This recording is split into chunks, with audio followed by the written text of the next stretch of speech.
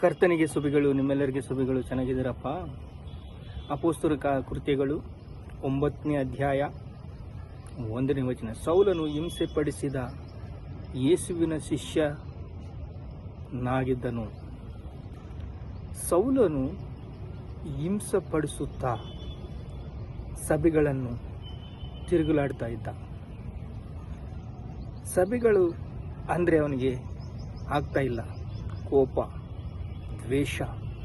ಎಲ್ಲಾದರೂ ಸಭೆ ಇಟ್ಟರೆ ನಮ್ಮ ಧರ್ಮಶಾಸ್ತ್ರಕ್ಕೆ ವಿರೋಧವಾಗಿದೆ ಈ ನಿಬಂಧನೆ ಅಂತ ಅವನು ರೋಷಗೊಂಡು ಸಾಯಿಸ್ಬಿಡ್ತಾ ಇದ್ದ.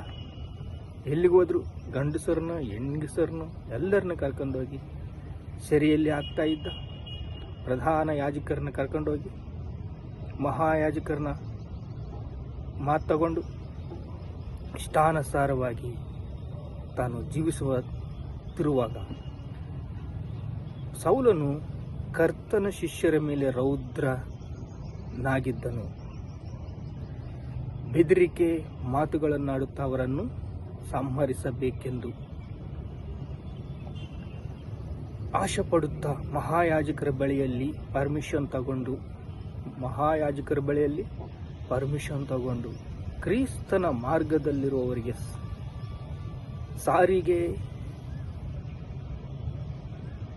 ಕೊಲ್ಲಬೇಕೆಂದು, ಯಾರಾದರೆ ಕ್ರಿಸ್ತನ ಮಾರ್ಗದಲ್ಲಿ ಆತ್ಮೀಯವಾಗಿರ್ತಾರೋ ಅವ್ರನ್ನ ಕೊಲ್ಲಬೇಕೆಂದು